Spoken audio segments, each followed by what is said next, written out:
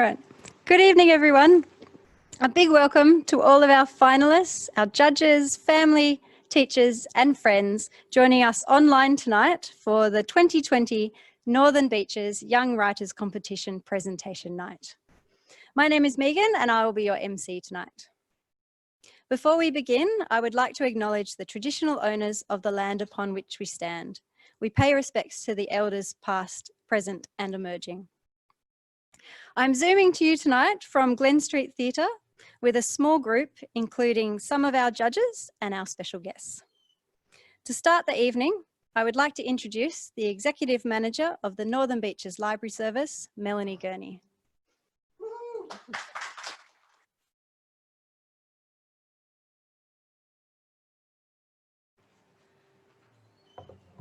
Thank you, Megan. Well, Splash is the theme for all the writers, and we look forward to making a really big splash in celebrating your wonderful work tonight. So welcome to all of you online, and thanks for joining us. My name, as Megan said, is Melanie Gurney. I'm the Executive Manager of the Library Service, and it's a real privilege for our service to be running such a popular and rewarding program, especially given the interesting times that we're dealing with. Despite it all, this year we received 565 entries from students across 50 different schools in the Northern Beaches. I take this opportunity to thank our wonderful industry professionals, our judges, who you will meet shortly. Some of you, a couple of you are online tonight, and thank you so much for your support of the Young Writers program, and also for the support that you have shown my library team for their commitment, for your commitment and your hard work to ensure that tonight we can celebrate young writers on the Northern Beaches. To the finalists with us online tonight, just being a finalist, you're already a winner in our books because you're in the top 5%. No matter what award you receive tonight, each of your stories is already one that we will celebrate. A few of you have been finalists before, so thank you so much for your commitment to consistently writing such wonderful work. My team and I in the Library Service have been very impressed and pleased with all of the submissions that we received. Thank you for your entries, and thank you for being part of our Young Writers program. I will now hand back to Megan to continue to be the MC. Thank you.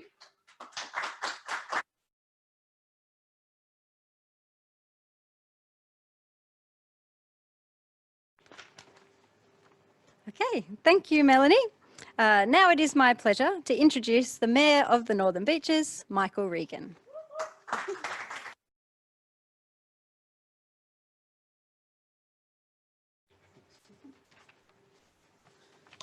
Strange times, hey, with all this COVID stuff and this wiping everything down. But what is very exciting is that I get to wear a suit. How awesome is that? I'm pretty happy about it. It means we're almost back in business. And if we keep doing the right thing, I'll sound like a teacher soon or one of the ministers. If we keep doing the right thing, we will be able to get back to life as normal. But it is strange times, everybody, and I thank everybody. And I apologise on behalf of the council that we can't all be here together because it is, I'm being told what? Stand something, lower down, look down, right. I'm being told that, what? You got to love all this. I'm looking around at the different audience because there's a little bit of an audience here and they're saying, look at the camera. Okay, so I apologise, but I just want to, it is difficult times, it is crazy times. And if we do the right thing, we'll get back to normal sooner rather than later. And we were very, sorry that we couldn't be here together. I was just talking to the judges earlier and they wanted to meet you all in person and be here. So my commitment to the judges and my commitment to you guys is that we 100% will do something when we're allowed to. And we'll do it together, even if it's just an afternoon tea, a morning tea or something, just to say thank you, because it's an extraordinary thing what you're all doing. The talent that the Northern Beaches has, and we're very proud to be a part of this creative talent of our young people and actually do events like this. So it's important that we continue to do this and create it. So a big thank you to the staff. A massive thank you to the judges, and I'll name them all in a minute because they've given me a challenge to say their names right. I got no hope. But just a big thank you, most importantly, to the parents for their efforts in all this crazy time, because been parents, we know what it's been like to be doing school at home, and we know it working from home and then supporting all these other activities. It's an amazing to have so many entries and so many, it's just phenomenal. So thank you, parents. But a massive thank you to the students. That's a big effort, and I can't thank you enough. And I look forward to reading these stories in full once this event's over, and after tonight we make some announcements. But I do want to say a big thank you to the judges, Yvette Poshoglian. No good, Poshoglian. Oliver, what? Oh, she said yes. So there you go. I got one right. Oliver Phommavanh. Oh, Oliver, thank goodness. And last year he gave me grief. Last year, it was all good, but he's allowed to. Louise Park. Park is a very hard name to say. Tim Harris. That's even harder because he's an Eels fan. But we'll ignore that, Tim. But he's very excited to be here. I didn't mean to out you like that, Tim. Sorry, mate. Wendy Fitzgerald and Catherine Greer. Amazing judges, and we're so blessed that you could be here, so thankful. It means a big deal. And again, to those out there watching, the students, the finalists, the young writers, these guys are pumped, they're excited, and they're very, very impressed. And the stories they've already told is great. So let's get on with it. You don't want to hear from me, but just thank you very much. Welcome, fellow councillors, if you are online. And again, thank you one and all for making this happen tonight.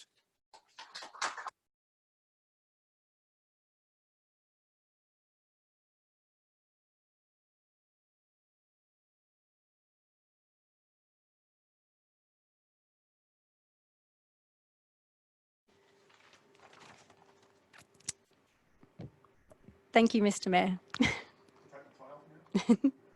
And now, a bit about our competition and the proceedings tonight. This is the 11th year of the competition. All entries were shortlisted by library staff in 6 age categories. Shortlisted stories were then sent to our celebrity judges, who are all published writers and passionate supporters of children's literature, and they have selected the winners in each category. Soon we will ask the judges to come up or zoom in and announce the awards. There will be 2 highly commended, 1 runner-up and 1 winner in each category. Obviously, if this was a live event, you would collect your prize in person tonight. So in lieu of this, we will be distributing all of the prize packs to your chosen library branch for you to be able to collect tomorrow. All of your stories have also been published into a book that you will all be receiving a copy of in your prize packs. This book will also be available in the library collection as an ebook. Okay, it's time to get started with the awards.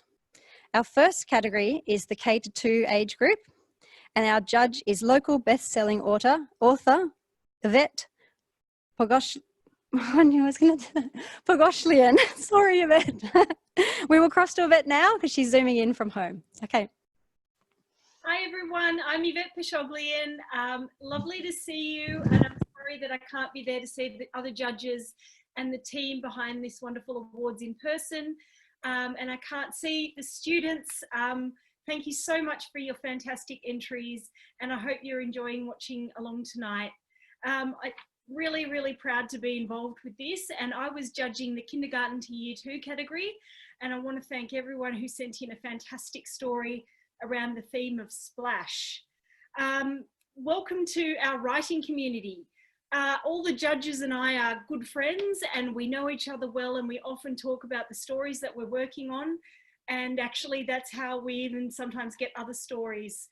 So it's really important to know that all of you tonight who are watching online have joined a writing community, and we'd love to welcome you to it. I just want to say that the very first thing that got me writing was I actually entered a writing competition at my local library when I was growing up, and I didn't win. I was highly commended, but it was enough to keep me going, and I was so excited to even be recognised. So whether you've won tonight, whether you're highly commended, or whether you've entered the competition, congratulations. It's a fantastic achievement, and I hope that you keep writing, because as the Mayor said, and all of the others will say as well, there's never been a better time to be a writer and to capture the stories of what's happening in our world around us. So I want to start with congratulating the second runner-up for her story, The Magic Knife. And that writer is Anushka Dimmick. And I want to congratulate you, Anushka. Anushka's story was a magical story about a knife at the bottom of a pool. And it had elements of fairy tale. It had a great use of dialogue. I think to be writing dialogue when you're, I'm not sure what year you're in, Anushka, but you did that very well and it drove the action forward. So well done. There were lots of twists and turns in your short story. And writing a short story is actually quite a tricky thing to do. Sometimes even authors have a tough time writing a short story because you have to have a clear beginning, middle, and an end. And something really has to happen to keep driving the plot forward. So I think all of the entries and the winners and highly commendeds and the runner-up tonight all demonstrated that. So well done. You left the reader on a cliffhanger. At the end of your story, Anushka, I wanted to know more about the story. I wanted to know what happened next. And that's always an excellent thing to be able to do, to leave your reader in suspense. It doesn't always work with all stories, particularly in short stories, because you know that's it. But well done, because I was very interested to hear what happened next. So congratulations on being highly commended. The second highly commended, or the first highly commended, they're probably on the same level. I would say they're the same, was a story called The Shadow by Indigo Thomas. Congratulations, Indigo. I really loved this story. You developed the story quite well. It was actually quite an environmental story. I read it as a great story about the environment. And it was actually about a shadow in the water, and that shadow was a shark. And it was a story about a relationship between a shark and a small school of fish, and one fish who was caught napping, a fish called Theo. And on the one hand, it was a really heartwarming family tale, and on the other, there was a real potential for action. And actually, yeah, I was a little bit scared for Theo. You had a strong voice, you had a strong narrative, you had a great story structure. I think it showed that you'd planned out your story, so congratulations on that. And it was almost a bit like a fable, if you've learnt about fables. I thought it was a really well told story, and you obviously have a great imagination, Indigo. So congratulations on your achievement for being highly commended. Now we get to the incredible feats of our runner-up. And our runner-up was Summer Harrison for her story, The African Elephant. The African Elephant, gee, I loved this story, Summer. Your ability to tell a very simple story on the African plains about a group of children and a storm of passing elephants was beautifully told. It was a very well-written story. I thought it was a step above the highly commendeds. I think you had actually put a lot of work into particularly how your story sounded. I'm wondering if you might have read it out loud, because it had a really strong oral impact. You used great imagery, strong alliteration, your word selection, and you did repeat words, which was really, really great. I think there was a consistent theme in the way you told your story. I was just really impressed with this. It was a sophisticated story, Summer, and you had a great build-up of action, because that end scene where the elephants create a bit of havoc with the children, it was just a great ending, and it echoed actually what you'd set up at the very beginning of the story. So that's a very, very important thing for a storyteller to be able to do, which is to set something up and then finish it off and make the reader think about how it all started. I think that was a really clever thing that you did. But it was actually your use of language that I really want to commend you on, because I thought it was a very strong entry, and I actually wouldn't mind seeing what happened next with those particular girls in that story and the African plains. And I'm lucky enough to have been to Africa, and it just took me back there. So I don't know if you've been there or you know it, but you really took me there, and isn't that great that you can transport a reader? So congratulations. It was a really great use of the theme splash as well. You took a slightly different tack to a lot of the other writers. And now we come to the most exciting part, and you know, it was very hard to distinguish between our winner and our runner-up. The highly commended, all of you should be so proud, but the winner for this category, the kindergarten to year 2, is a story called Wolf Moon by Matisse Hayes Black. Congratulations, Matisse. This story about a lone wolf really grabbed me from the very beginning, and you developed this story in a very short period of time. I was really drawn in. I wanted to know why there was a lone wolf. Well, you normally think of wolves running in a pack, but you'd set up a beautiful storyline. It's actually quite a challenging storyline about a lone wolf named Shadow and a group of hunters. And you had an atmospheric setting. Again, you played on the theme of splash with an intriguing main character.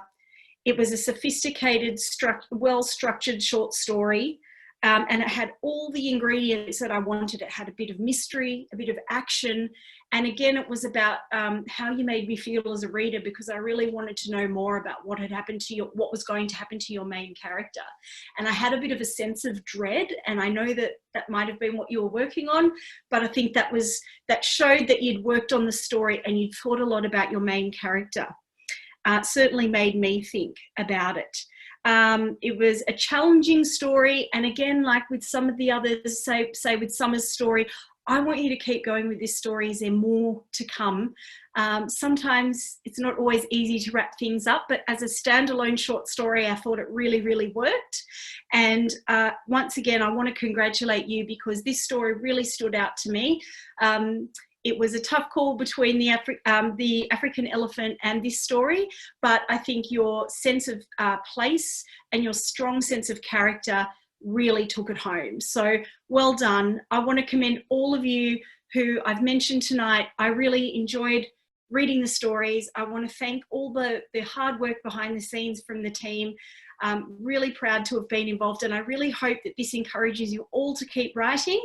And I know what I'm going to do tomorrow is I'm going to go and download the EPUB, the book of your work. Congratulations on becoming authors. How cool that your book is going to be available at the library. I know the other authors are probably going to want to do that too. So that's a wrap from me. Congratulations, keep writing. Make sure you're writing a little bit every day, keep that habit going. And I really look forward to following your careers and seeing where the writing game takes you. Congratulations.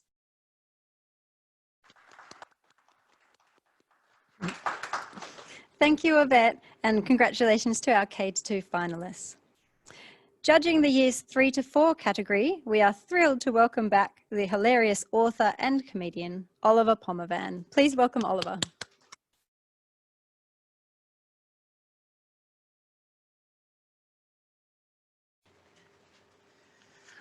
All right. Hey. It's great to be here in really strange circumstances, but there's plenty of things to be thankful for, which is really cool. I'm thankful for the fact that I'm actually out of the house, which is very nice. I'm also thankful that I'm wearing pants. Yes. And people here are looking at me, verifying that I am wearing pants. Yes, you just have to take my word for it. I am wearing pants. So now, Splash, what a great theme, and I love the way that people took it all in different directions, and the 4 people that I'm going to mention here, they really captured the theme and they told a very entertaining story. And I'm joined here by my book bear buddy, Grumpy Bear, and I've just got to make sure he's doing the right thing. So, Grumpy Bear, say hello, Grumpy Bear. Hello! It's very nice to see everyone. I can't see anyone. All I see is blue. Oh, sorry, Grubby Bear. Sorry about that. There we go. Okay, that's better. Oh, it's very nice to be here. Grubby Bear, what are you happy for? I'm happy when it rains. What? I'm only happy when it rains. Grubby, that sounds like garbage, Grubby. I don't know. What would you be happy for if it rains like that? Anyway, so we are going to kick things off here with our highly commended stories. And can I just say, short stories are really great because they're really short, which means you can just write a short story, get to the good bits. It's like, you know, when you hear a song and you just want to hear the chorus. In fact, forget the chorus. You just want to hear 6 seconds of it, like you're watching a TikTok video. You just want to hear the good bits. That's what a short story is. And I've been very lucky that my next book is actually full of short stories. So if you are wondering, how can I get my short story published? If you get about 12 of them together, wrap it all up, that becomes a book, which is really, really cool. So short stories are really cool. Highly commended. Let's start off with the first one here, and it's The Sandcastle by Caitlin Wood. So Now, this revolves around a sandcastle that Caitlin and her dad builds. And I like this idea of leaving something behind, like a sandcastle, and imagining that other creatures or people or animals visit that place or that thing and leave something behind. Now, this story sets up by some really kind of like really nice memories of just going to the beach and just building a sandcastle with your dad, having fish and chips, having a lovely holiday. And, you know, it's really cool because they're building something and it's kind of like Minecraft, but better because it's not virtual reality. It's actually AR, like actual reality. So it's actually feel the sand. It's actually quite nice. And there's, now it's visited by a mermaid and a merman. Okay, which is really cool. And they leave something behind. I'm not going to spoil it there, but it's a very cute story and a very nice touch. So well done, Caitlin. You've done a marvelous job. So big round of applause for Caitlin there. Very cool. And she was actually runner-up actually back in 2018. So she's been here before and she's still writing fantastic stories. So keep up the good work.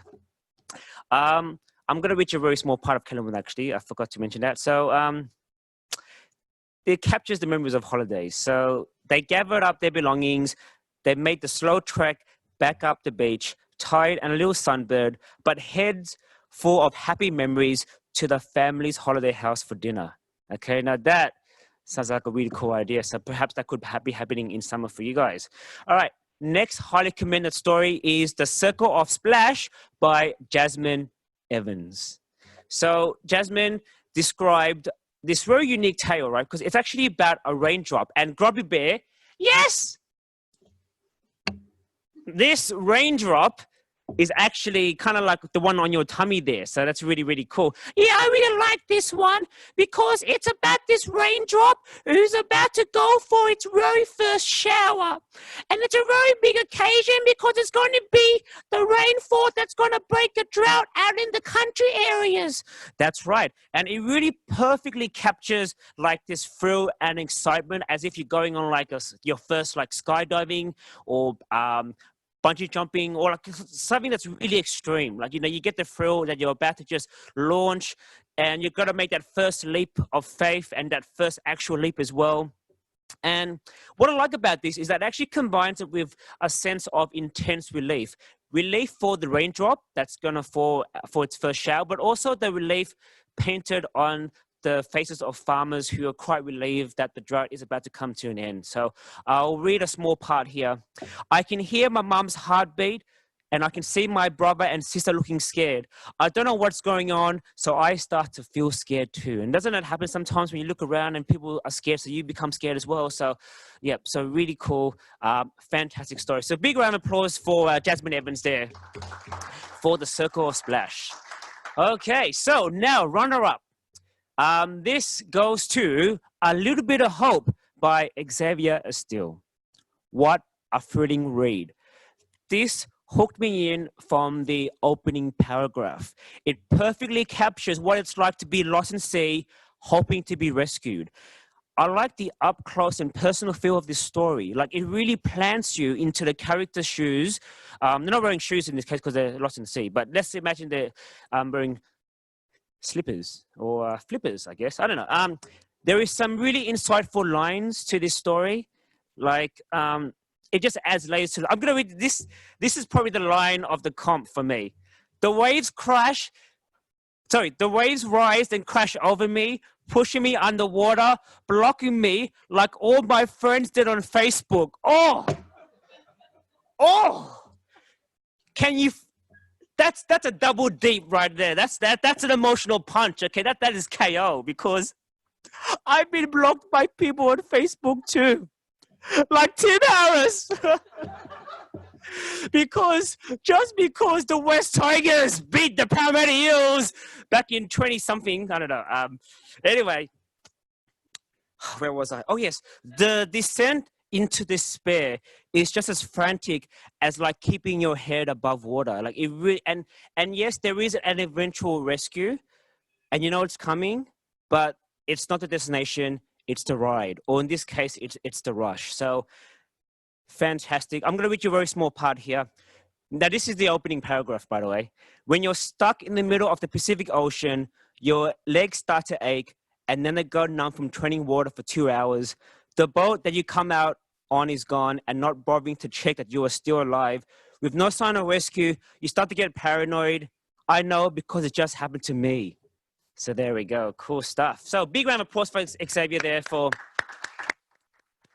Okay, so now a lot of stories did revolve around the ocean, around water, all that kind of stuff. But the winner here that I'm going to pick takes the concept of splash and moves it in a whole different direction. And I think it's quite perfect because, you know, one of the blessings of what's been going on is that a lot of creative people are getting some really cool downtime to actually think about their stories and their creations. And this perfectly captures what it is to be an artist. The winner is A Splash of Color by Kira Cluett. I'm sorry if I said your name wrong there. Now, like I said before, a lot of people went down the water route. Kira decided to go the other way. It's about Scarlett, this girl, this rebel who is sick of her dull uniform and decides to add a splash of color to it. Okay, I've been there. I know the mayor there is wearing a really nice suit. I'm really thankful that I can rock up to work in my uniform, which is really, really cool. But who doesn't want to like add a splash of color to their uniform? It's a kid's fantasy come true. But of course, you know, she gets in trouble for color dyeing her uniform and she gets suspended for her actions. But she decides to go to an art gallery on the same day that her school is going as well. But, you know, she doesn't want to miss out on the fun. So she takes herself to an art gallery where she vandalizes some black and white artwork. Now, Scarlett is such a fascinating character because you really get a sense of what she's like. She's playing against the rules. She wants to be the odd one out, and she's proud of it. And I guess for me, being a nerd, being a odd one out sometimes, being spruggy hair and all that kind of stuff, I know how it feels to stand out. And that's what artists do, basically. That's what writers do, basically. We look at something plain and ordinary and decide to just do something about it to make it stand out, to force people to look at something in a whole new light. So, A Splash of Color perfectly captures the excitement of an artist at work, as well as a deepening appreciation of what we have and how we can make things better, and how artwork can lift someone's mood. And the beauty of it all is that Chloe did it all in just 600 words. She didn't even use the full word limit. She just went hard at it, bang, bang, bang, bang, bang, and you just got exactly what you wanted. Perfect. So I'm going to read you just one sentence, and it's the ending. So I know it's a spoiler alert, but I don't care. Scarlett smiled. She had found where she wanted to be her whole life. And honestly, as an author who's been doing this for a while, this is exactly where I want to be as well. Wearing pants, being able to give awards to the future writers out there who are going to someday give awards to other people, and it's going to be really cool. So I love bringing up the generation of writers. It's really nice. So Kira, now, of course, you're going to get your prize, and it's really cool that I get to give you this prize. You have a choice. You have a choice. So your choices are a roll of toilet paper. Don't laugh. It might come in handy one day. You never know. Okay, you never know. Or Nintendo 2DS, Pokemon Edition, very cool, very nice. Or, I don't have it. Oh yes, what's the other prize? It's 1,000,000 freaking fire points that you have to claim by tomorrow, 5 p.m. Useless. Anyway, I think what would be better than those points would be a nice, big, shiny check. And look at this. This has got your name on it, so I can't claim it at Woolies or across the road there. This is for you, and you'll be able to pick this up tomorrow from the library. It will be sanitized, so it's okay. I was going to kiss it, but then I realized that I wanted my Jimmy Jims on it at all. But I'm going to fold this in my pocket and give it to you tomorrow. Well, kind of virtually kind of thing. But this is for you. A big congratulations to all the winners out there. Shake my virtual hand. There we go. Very nice there. Very good. And hopefully I will see you someday, one day in person. But big congrats to everyone in the Year 3 and Year 4 finalists. Thank you very much, guys. That's it for me.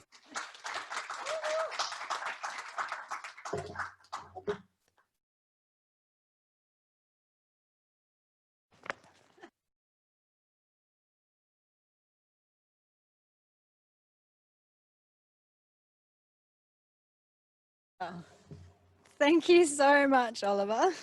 And congratulations to our grades 3 and 4 finalists.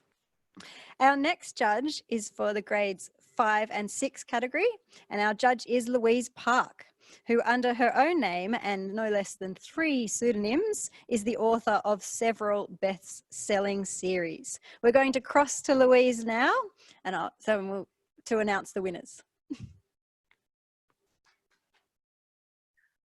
Hello, everybody. I hope you can hear me. I wish that we could have all been together tonight, but it was not meant to be. So I was the judge of the year 5 and 6, and I have to say, I don't care what anybody else says, I had a hard task, such a hard task. And I want to say to you guys, every single one of you that is here right now, you are accomplished authors, and you made our job so very, very, very hard. I had about 17 stories that I had to pick 4 from, and it was impossible, believe me, because all 17 deserved to be in this top 4. And it was very, very hard for me to work out how I would go about it. I read your stories over and over and over again. And in my group of stories, I had like myths and legends, realistic fiction, dystopian science fiction. I had like an Aboriginal legend explaining how something could be. I had a colour thief. I had every kind of genre, and all executed incredibly well. So I had to make myself this really big long list of criteria was judging, because they were all so good. So everybody in my category, you all deserve a hug and a clap and a prize, but we can't hug you right now, can we? So I'm going to start with the highly commended in no particular order. So my first highly commended goes to Camille Fontana for Splashing Through Time. Woo! Everybody give her a clap. Now this was a really incredible example of a legend which told how a gentle splash on the surface of the water came to be and how it got called that, which I thought was incredibly original. That's one of the things that I noticed in these stories. I mean, there's this saying that we have as authors that there are only 7 stories in the world to tell, and you're just putting a different spin on them. But actually, if you can come up with original ideas in that genre,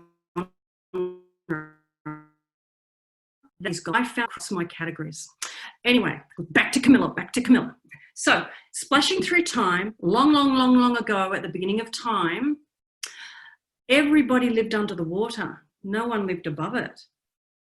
But one day, there were rules, of course, and one day a group of teenagers went up to the surface to see how long they could stay above the water, and they broke the rules. And because they broke the rules, all humans were thrown out from under the water and they had to begin to live on the land. And a long time passed, and many years later, children began to push and ripple the surface of the water and see fish underneath. And that was how the splash was made, which I thought was ingenious. Now, this story had every element of a legend, and it executed really, really well. I was completely immersed in this world. You created this world beautifully. You wrote it beautifully. And this is my favourite line, and I wish I could read you the whole of it, but this line will tell you just how wonderful her writing is. One morning as the moon said goodnight, the sun came up to kiss the sky. My heart. I just thought that was just so beautiful. It was a very, very well written story, Camilla, and congratulations to you on your highly commended. Everybody give Camilla a clap. Okay, next highly commended, no particular order, Jaden Ting for Indoor Oasis. Now, in this story, Jaden did something really, really cool. And if you can do it and do it well, it's a fantastic thing to take your writing to the next level. What he did was put a really, really clever twist at the end. And he achieved it because he created a world that was completely convincing. I was there, I was completely in it. So this story is basically about a group of siblings on a boiling hot day having a ball in the water in the pool and splashing. And I just want to read you a little bit of what he wrote. Splash! This is how the story starts, by the way. I mean, how gripping is this? Very compelling. Splash! My little brother dives into the crystal clear water, spraying us all as we squeal like piglets being squeezed. The water quickly dries up on the scorching hot day. I can see heat waves curling up over our silver grey car.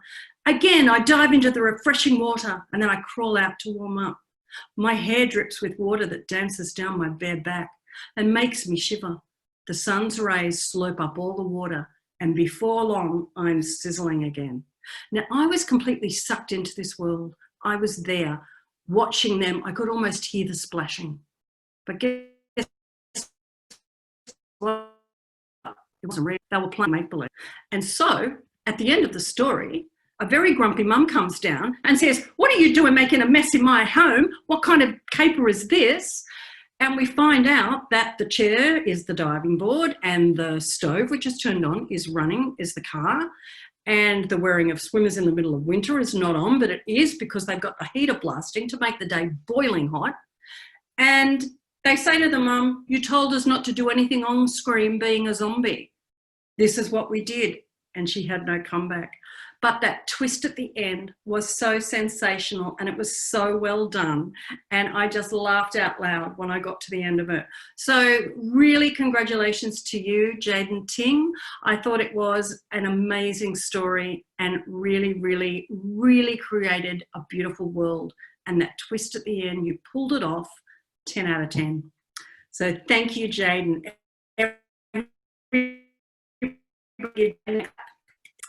All right, we're up to the runner-up. Oh gosh, this was hard. This was so hard. It was so hard for me to pick these last two. It was hard for me to pick any of them. The runner-up for this year's Year 5 and 6, Bailey Newton, for A Splash of Crimson Red. Just listen to the start of this piece. I was sitting here, completely dropped in the story by this. The shots rang out, each one loud and clear. As the troop commander opened the gate, a wave of nerve washed over me. But she knew she was ready for this. With a gun in her hand, she had the rest of the troops marching forward. She glanced over at the enemy, who looked fierce and mean. What felt like millions, but was probably only hundreds of soldiers from the enemy rushed out of hiding. She ducked under a rusty Holden and rolled behind the buildings. There was an open window, so she had a good vantage point. She was here for she realised she wasn't helped. There was a big hiding point in the middle of the battlefield, a car that was just tall enough so you could move, but low enough so she wouldn't be seen. It was perfect. The only problem was the expanse between her and the car. She would have to be stealthy, very stealthy. Now, this story had me literally biting my nails. I was hanging off the edge of my seat, reading what was happening for this girl in this highly violent and scary environment. And it was so rich in descriptive detail, absolutely beautiful. And the one thing that I will say that you did that was an absolute standout for me, I say that a story only begins when you start to care about the character. That's when a story really begins, because once I care about that character and I'm invested in that character, I'm in the story. And boy, you did that for me. I really cared about this girl, and I was cheering this girl the whole way to the very end because I wanted her to come out of this alive and I wanted her to pull this off. So when I got to the point where she was hurt and had a splash of crimson on her arm, which I thought was a very good use of splash, I was aching for this girl beside myself. This story had a very clever twist at the end too, but I'm not going to tell you what that was because it is spoilers and I can't wait to get the ebook and neither can you. So I'm not going to tell you about that, but I'm just going to say that between the descriptive language, between the pace and the tension, between the development of the character and between that pulling the reader in and making them care so much for this character, then to be given this massive twist at the end was sensational writing at its best, honestly. And it was very hard to pick between this one and the winner. It was such a sensational piece and short words. I am absolutely jealous. I'm jealous of your writing. I mean, it's just absolutely brilliant. And just the ideas that you had in there. So congratulations for runner-up, Bailey Newton. I loved your story so, so much. And now it's time to announce the winner. Drum roll. Alice Serace for Uncle Buster's barbecue sauce. Uncle Buster's barbecue sauce. Oh my goodness. Alice's writing brings to life the most vivid character you will ever want to meet. I reckon I could smell him. I reckon I could see his teeth. I'm sure I could see his hair. Her vivid description was just incredible. It was so alive. This was a realistic fiction story. There weren't too many of them in my pile, actually. And it's about a 60-year-old army veteran who lives out on a property. And while he was in the jungles during his war service years, he learned how to cook with this humdinger, scorching hot chili sauce that nobody would go near. They were terrified of it, absolutely terrified of it. But I just want to read this little section from this story. To my 10-year-old self, Uncle Buster looked huge. He had a large, shiny, bald head brimming with grey whiskers. A booming voice radiated out of his gummy mouth, usually filled with ill-fitting dentures. Not surprisingly, his oversized belly wobbled like a jelly mould on a windy day as he walked. Uncle Buster lived in his tin shack with his faithful blue heeler pup, Banjo, and a ferocious ankle-pecking rooster who answered to Rodney. So rich. I can see it. I can actually visualize this place that you are. Now, no one in this story wants to go anywhere near this outrageous killer sauce. I get it. I absolutely get it. You'd be mad too. But what happens? Accidentally, she ends up taking a bite of sausage with this sauce on it. And the description of what happens in this character's mouth is gobsmackingly brilliant. I reckon my mouth was watering. I just wanted to taste it. I wanted to be this character. And that is such a powerful thing for a reader to be able to do, to make, for an author, sorry, to do, to make the reader actually sense all those things that you are writing like they're really in my mouth. So I'm going to read you just a little bit at the end. I won't read you all about what happened when she ate it, just this bit. A sudden revelation overwhelmed me. I saw the colours of the rainbow as a kaleidoscope of stars rotated above my head. Trumpets. It took a while to process. Then there was a sudden realisation that I wasn't dead because she had the sauce. It was absolutely ingenious. Now, as I said before, because there was such a high standard, these stories, so skilled, lots and lots of literary techniques all through all of them. They were just so brilliantly executed. I did have to read them over and over and over again. And I had this great big long list in the end of things that I was assessing with to really narrow them down because they all deserved to win. They really did all deserve to win. But every time I read this story, I had a grin from ear to ear, from beginning to end, every time I reread it. I was that kid visiting Uncle Buster. I was that kid terrified of tasting that sauce and having my whole head blown off. And I was that kid who accidentally did it. And that split second moment where you're like,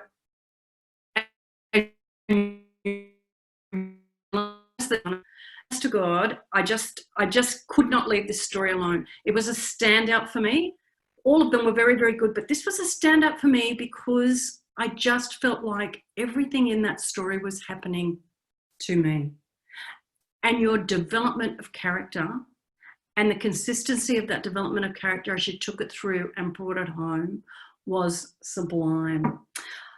I didn't realise, we don't see your names, we just get the stories and we read them. I didn't realise, but Alice was actually a winner either last year or the year before. You are an author. I mean, you all are authors, but this is really a work of art. And if you're back again and you're writing at this level, you are going places, girlie, and I can't wait to see where that is. So a very huge congratulations to Alice Surace for winning this year's Young Writers Competition in the category. Thank you much for giving me the pleasure of reading all your stories. I absolutely loved it. I really want to do it again. I absolutely love seeing the enormous talent out there and just all those original thoughts and ideas. So thank you so much, everybody, and thank you for listening. I hope you love your prizes.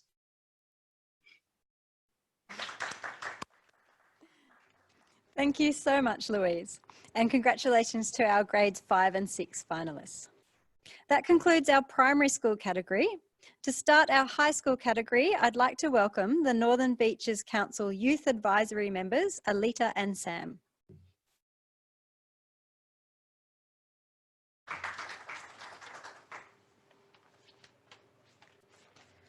Good evening, everyone. I'm Aleta and this is Sam, and we are part of the Northern Beaches Council Youth Advisory Group. The group creates a way for local young people to contribute to the future of the Northern Beaches while receiving great benefits, including training opportunities. We are very proud to be here today to represent KLOF, which is Council's youth brand. KLOF has sponsored the high school prizes for the last couple of years and are more than happy to be involved again this year.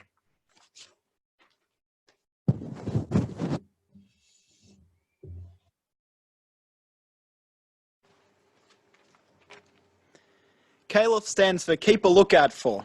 Created by young people for young people, it is part of the Council's youth team who connect young people on the beaches with local opportunities.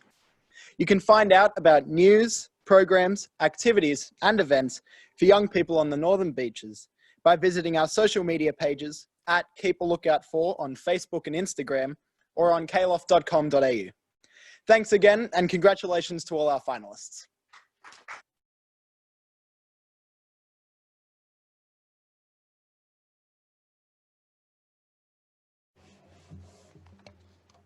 Thank you, Aleta and Sam. Our first high school category is grades 7 to 8, and our judge in this category is Laugh Out Loud best-selling author Tim Harris. Please join me in welcoming Tim.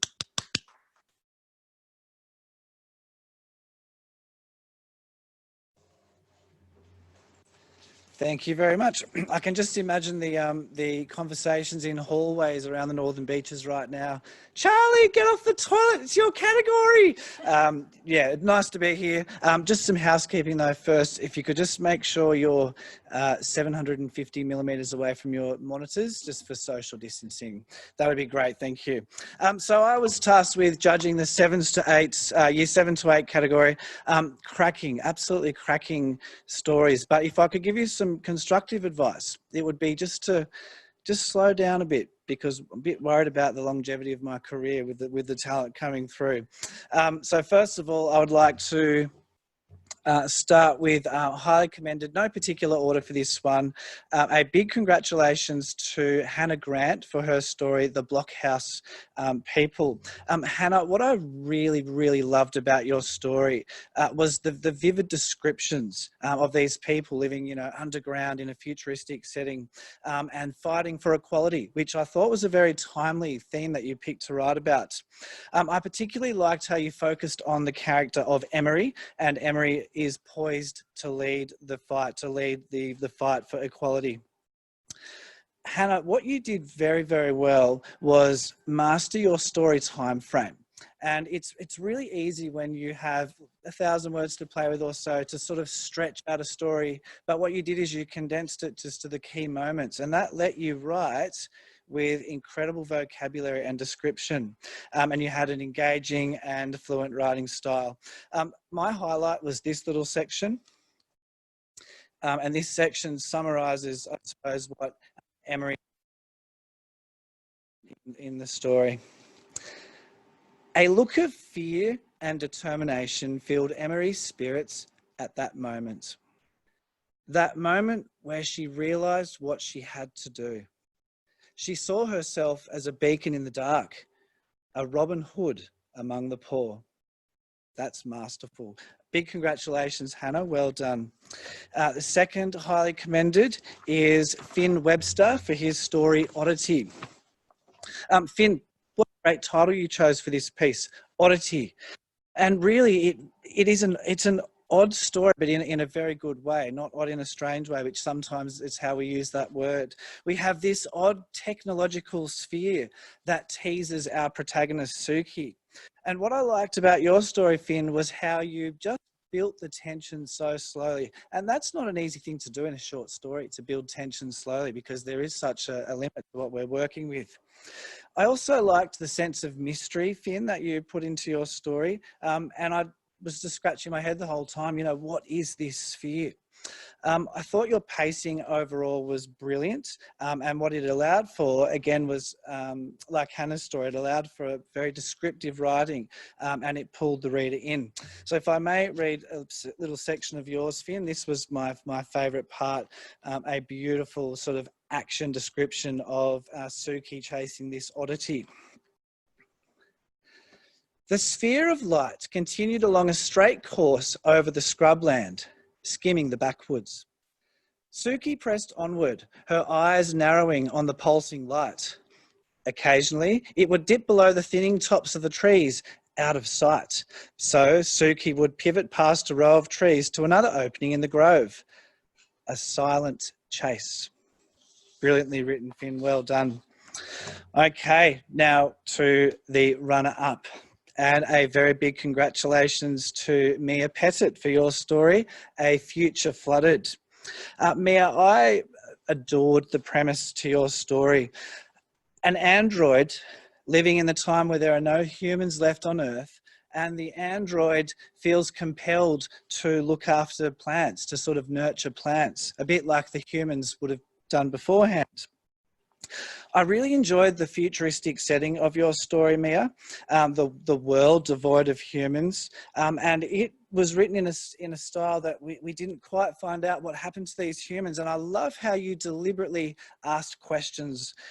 Where could they have gone? The android wasn't quite sure as well. And so that really made things very interesting. I thought you had some outstanding imagery, metaphors and descriptions, and the constant reminder of nature's cycle and the delicate balance of life. You displayed a mastery variety of sentence structure, Mia. You had these beautiful, rich, complex sentences, but woven throughout, you also had some very short, punchy sentences. And one of the things that I've been learning as a writer is when we blend these sentences, these long descriptions and these short, punchy sentences, when we sort of put them all together in no particular order, it actually creates music with words. And that's what you did just beautifully.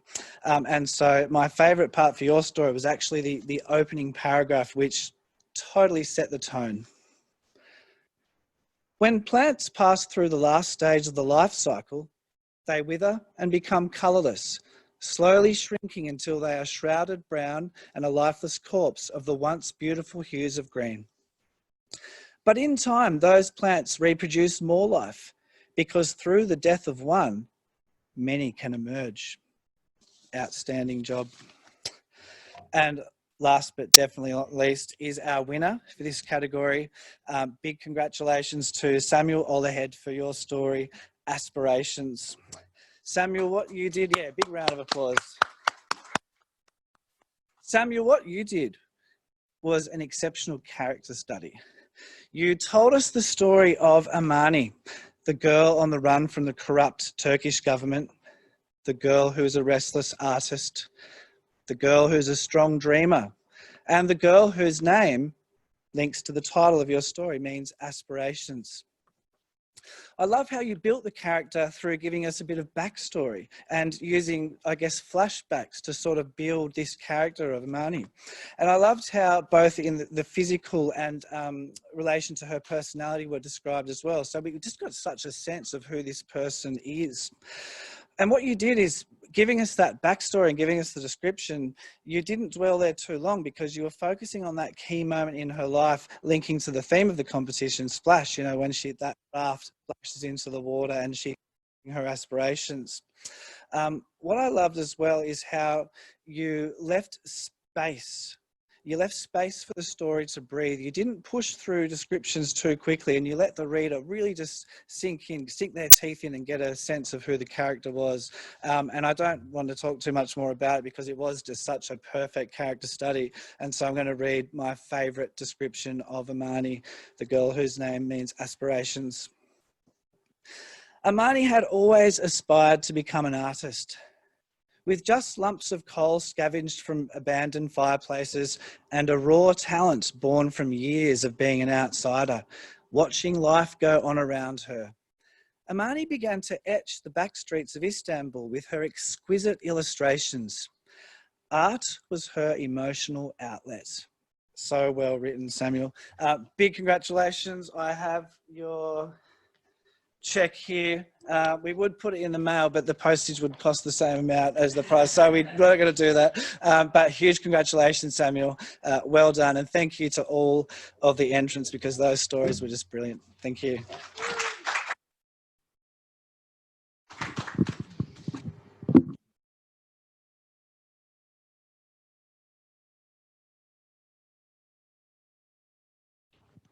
Thank you so much, Tim, and congratulations to our Years 7 and 8 finalists. Our next category is Years 9 and 10, and our judge is published writer and president of the Northern Sydney sub-branch of the Children's Book Council of Australia, Wendy Fitzgerald. Please join me in welcoming Wendy.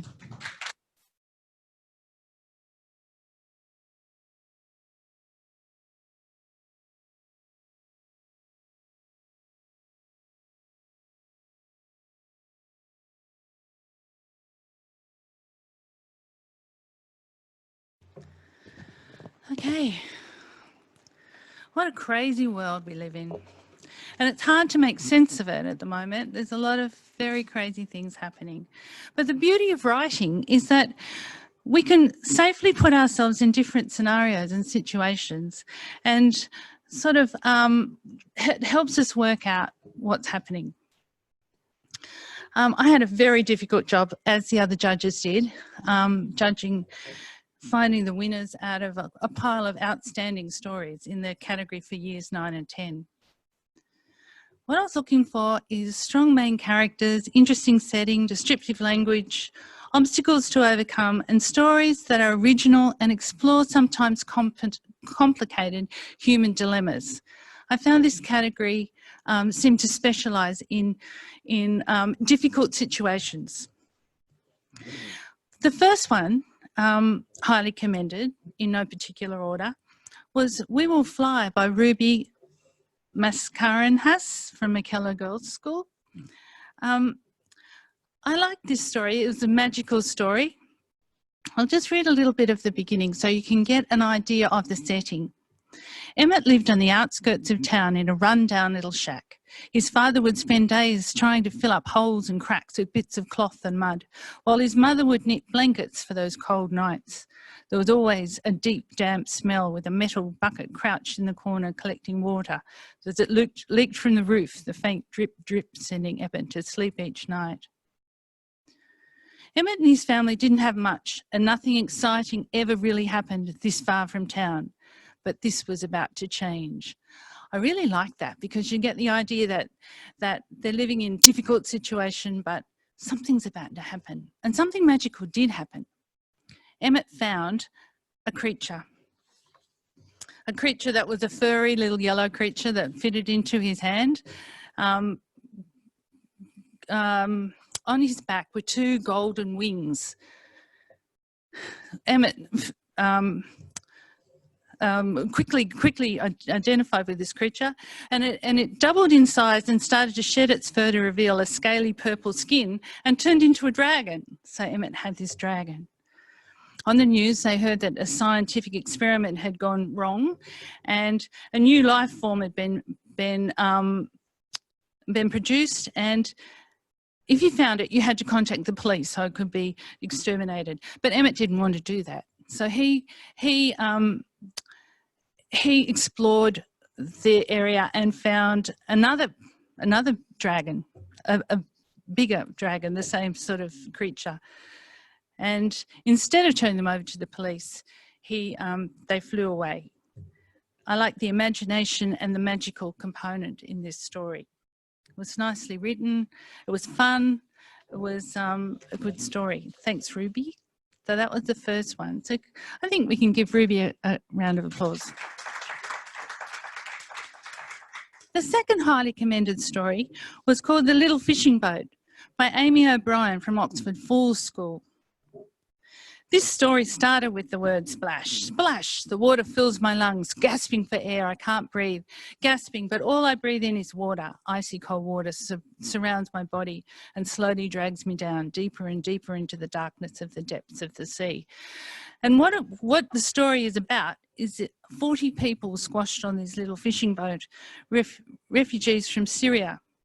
And the young girl in the story, it's told in first person, we don't actually know her name, but she gets friends with two other young kids that are on the boat, Sophia and Manny, and their parents had sold everything, and even this little girl's grandma's wedding ring, just to get them a spot on the boat so that they had a chance of living a different life in a different country. So, but it's a hard trip. And the dream is, of course, I'll get to Australia. Awful conditions and very descriptive writing. And good writers can imagine themselves in different situations and really feel what it would be like. And I think Amy did that in this story. She really imagined what it would be like. Then there was a big storm. And I really like the descriptive writing that puts you in that boat with them. The dark water mimics the moon in the sky, and lightning cracks, thunder covers our screams, and the waves tower over our little boat. All the people are desperately trying to get the water out. And this young child is tossed into the dark ocean, sinking into the water. But somebody grabs her and pulls her up, and she wakes up in a clean hospital bed on a ship. Out the porthole, the calm ocean smiles at her. The storm is gone, she finishes with. It's a new day and I can see land. We made it. I survived.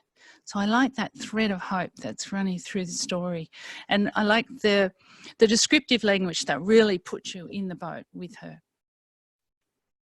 So we can give Amy a clap, please. Congratulations, Amy. Now, the runner-up was an interesting story, The Fate of Clover Sanderson in the City of Ray by Charlotte Bristow from the Covenant Christian School. This was frightening, especially in our current pandemic. It had an interesting structure. It started off in a scene in April 2189, so it's 169 years in the future. And it doesn't paint a very good picture of the world then. It starts off with cracked roads, tall skyscrapers, every window broken, lined with jagged glass teeth. So the whole island of Ray is a disaster zone. But there is a young girl there called Clover Sanderson in amongst all this rubble. She survived. And then it switches to documents retrieved from the archives of the Anglo-American Republic, and they're having a meeting to decide what to do about the island. There's a rogue vaccine that's mutated. It's quite a dark futuristic story, and they decide to do some tests because the pandemic, the virus affected the males and not the females, but then the females were still contagious. And there's these men in the office trying to decide what to do about the island. It's sort of a warning for the future. And but then writing is a way of sorting out ideas and possible scenarios, even if it's the worst case scenario. Taking a thread of truth and exaggerating it, making the worst possible thing happen. It's a warning for the future. But I know that we'll never get to that stage. But I thought it was a clever story, sort of jumping around in time and exploring possibilities. So congratulations to Charlotte for runner-up. So we'll give her a clap. And finally, the winner. The winner is a story, another warning story actually. It's about warning about computer games. It's called Anura. It's a story about how computer games can really hook you in. It's about a young girl called Alice, and Gabby has divided this story into 6 weeks, and each week has a theme. Like there was week 1, simmer. Week 2, splash. Week 3 is lukewarm. Week 4 is temperature rising. Week 5 is adjusting.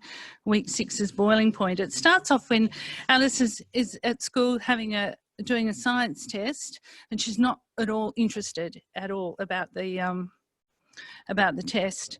And she complains to her nan, how is she supposed to know the temperature a frog could withstand before it dies in boiling water?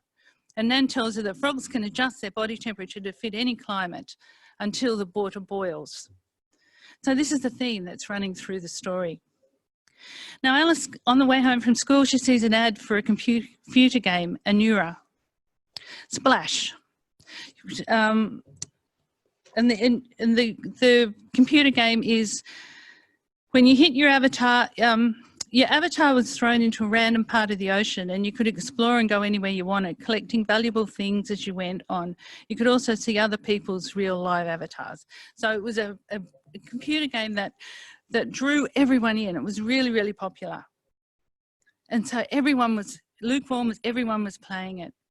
And then temperatures rising, Alice gets emails asking her to be a premium member and make an account and give her details over online and everything. And her nan was warning her against this and saying, no, never do that. No, don't do it. But Alice knew she hadn't given out her email address, or at least she didn't think so. And then the week for adjusting, she becomes obsessed with the game. She can't think of anything else. All day at school, she's just thinking about the game. She just wants to get home and start playing it. She's on the bus, she turns on her phone, ready to play it again. And there's a call from her nan. And so she answers it. And then there's, and Nan is going on about how bad the computer game is and how she shouldn't play it. And then there's this big crash in the background. So Alice rushes home and she finds that the front door's been broken down and the computer screen's there, and the text cursor's still flashing, and Nan wasn't there. And in the end said, did Anura really do all this, or did we just forget when to jump? So the water got too boiling. It was an interesting comment online and how it's safety online, and it was well written the way it was all set out. And because she's the winner, Gabby also gets a cheque in the mail. So congratulations to all the winners. Thank you.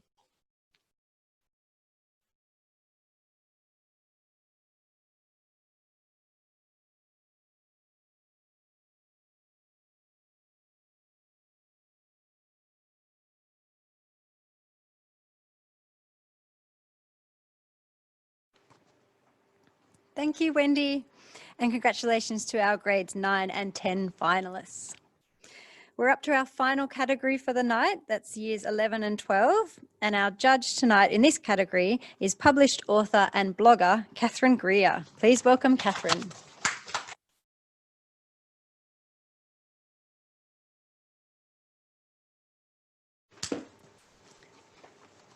Thank you so much for inviting me here tonight and for the opportunity to talk to you about your beautiful stories. So the 4 girls who are finalists, the 4 amazing writers, it's Tess, Kaylee, Allie, and Phoebe. I'm Canadian. I wish you were here tonight so I could just hug you in the foyer and say, you've done such an amazing job. And I want to speak to you about your writing because you are the senior students and I know who you are. You are definitely young adults. Your work is super sophisticated. You're writing about themes that I know you confront in your own lives. And your beautiful stories really changed my perspective on the world. And I'm impressed by you. So I want you to just tonight take a deep breath and know this. I believe in your ability to write. I believe that you can go ahead in your future and do this, whether or not you're going to be an author full time, as many of the people are here tonight, or you're going to do something else amazing in the world, but still write your books. I want you to have faith in yourself, and I want you to take this tonight as a sign that you can really do this. Okay, so if you were here, that's what I'd be saying to you. So I had a really difficult time judging. I was given 12 amazing stories and then told that I could only choose 4 finalists. It was tough. I've chosen 2 stories as highly commended. I wouldn't put one of them above the other, but I'm so impressed with you. And then a runner-up and a finalist. So let's begin. First up, highly commended, Kaylee Gregg, a beautiful story called Sewall Sarcophagus about the Sewall ferry disaster. Kaylee, you led with a poem, which was risky, and it was a risk that really paid off. Some of the lines in that poem were amazing. Our shoes may surface on the shore, split by salt and cold. We have no purpose, dream no more, while all our friends grow old. So you relied on a historical event, and that was smart. The reason it was smart is that it gave you a lot of plot. We knew where the story was going from the outset, but even so, you managed to develop character by using all of the great writerly techniques. Your dialogue was fantastic. Your development of the extra personality of these teenagers was amazing. I would like to see you really develop this story. One of my favorite lines, Saul's mascara is a dripping nightmare. That was fantastic. So for all 4 of you young writers, I'm going to give you some next steps, some hints and tips about what I want you to do with these stories. Not simply take them into a book and they're going to be published and that's amazing, but I actually think they deserve further development. So this is what I would do, Kaylee. I would really work on paring down my language. I would try to remove every bit of narrative that is overblown or almost overly descriptive, because you're almost an adult now and your writing is going to get more and more sophisticated. I was so impressed with your work and I really want you to continue. So thank you for the opportunity to read that story. Next, highly commended, The Final Chime by Tess Lanham. Tess, you wrote about the end of the world, but you made it seem so highly realistic. I was impressed by that. It's hard to do. I loved your opening line. Even the birds went quiet at the chime of the clock. And your writing is so strong. Descriptions like the girl with the smile full of crooked teeth and joy. That line stopped me in my tracks. I thought you did a beautiful job with this story. Your structure was excellent. Every segment of the story ended with a similar line that was repeated. You know what you've done, but the structure was amazing. So next steps for you, this is what I would love to see you do. I would love to see you work on the authenticity of your plot line and really building out your characters in this story. I think for you, a great next step too would be actually reading some books about plotting a novel, because that's where I think you're headed next. And I'd love to see you do that. I have some great suggestions. And I should say to all you girls, if you want to find me on Instagram, I'm at Catherine Greer Author. Easy to find, and I'd love to connect with you further about your work because it was amazing. So thank you, Tess. finally, difficult decision, choosing between these two stories. And Allie and Phoebe, I want to tell you both, often in your life as you go ahead and become a writer, you're going to see that a lot of decisions will be made by publishers based on what story, what novel they truly connect with, just like you connecting with me as your judge tonight. So for the four of you, it's possible with another judge, we could have found a different result. But these are the decisions that I've made, and I truly loved both of your stories. Such a tough call. The runner-up, Allie Simpson, for your story, Asa and Owen. The voice in this piece, Allie, was sophisticated. You're punching way beyond your weight. You're writing way beyond your years. The voice was so incredible. The character development was truly amazing. What you achieved in 1,000 words was astounding. Phrases like startled by the overwhelming splash of guilt, shame. He couldn't quite put his finger on it.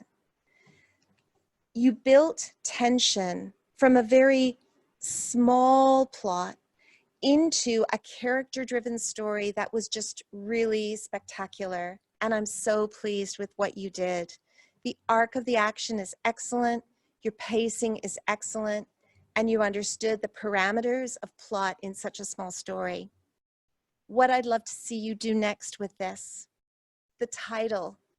Title is such great real estate for a work of fiction, and I think that your title could be stronger for this piece. I'd also love to see you revise and resubmit this in further competitions, or, here's the big or, once you have time, I'd love to see you work on expanding this into a novella. The story really deserves it.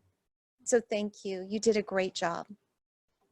And finally, the winner tonight, Phoebe O'Brien, for your beautiful story, The Pavlova. Phoebe, this story was incredible. You have got the chops to write horror and thriller. Absolutely, absolutely. The opening is a classic thriller horror line where you show total restraint in your writing and real maturity. Despite owning an electric mixer, Molly hand-whipped the egg whites, careful not to strip the flowers off her Royal Albert mixing bowl. I want you to go away and look at a writer called Shirley Jackson. She's a famous American author who wrote a very famous short story that a lot of Australian students don't know called The Lottery.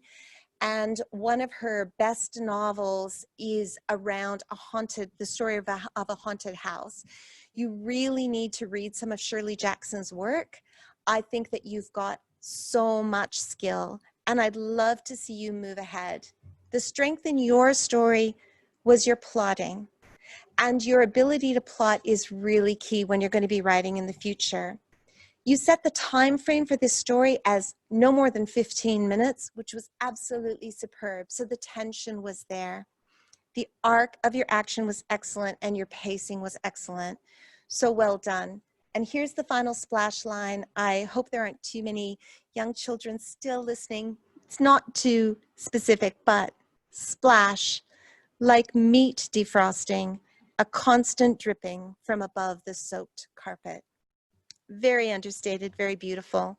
Next steps, what I would love to see you do, work on your dialogue, work a little bit on tidying up your form, and for all four of you writers, I don't know if I can spruik another writing competition at the end of this competition, but this is what I want you to do. I don't know if you're doing your HSC, I don't know if you're a bit younger than that, but storyfest.com.au, it's a novella writing competition that closes the 4th of December, and they require novellas of 8,000 to 20,000 words.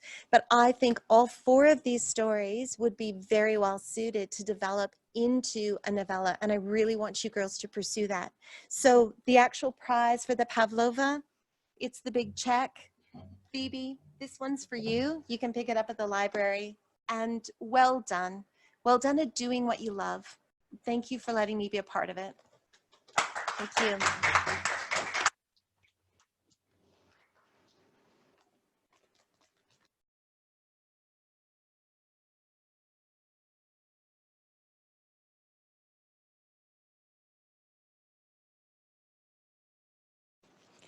Thank you so much, Catherine, and congratulations to our years 11 and 12 finalists.